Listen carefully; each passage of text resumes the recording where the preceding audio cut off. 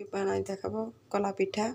তো আমি এখানে 3টা কলা নিয়েছি, সরবি কলা এবং চিনি লবণ নিয়েছি। এটা এখন আমি ভালো করে মেখে নিচ্ছি।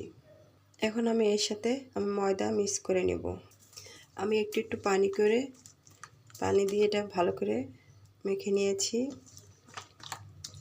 এই যে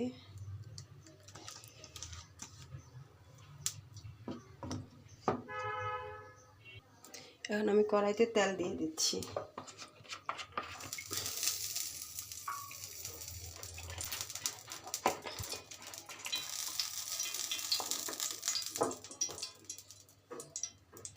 আমার তেলটি গরম হয়ে গিয়েছে, এখন আমি চামচের মাধ্যমে দিয়ে দিচ্ছি।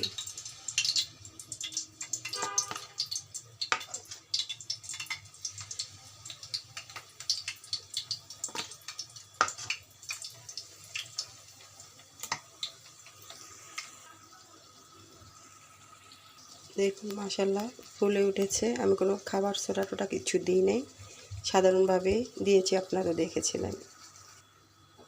এই যে দেখুন বন্ধুরা, ন্যাচারাল আমি অল্প তেল দিয়ে বানিয়েছি।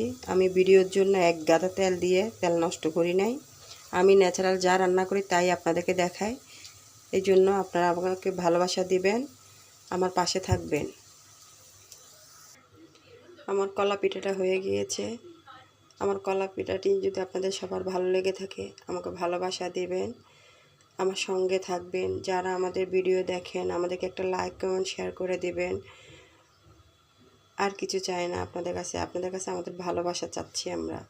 তো সবাই ভালো থাকবেন, সুস্থ থাকবেন, নিরাপদে থাকবেন। আল্লাহ হাফেজ।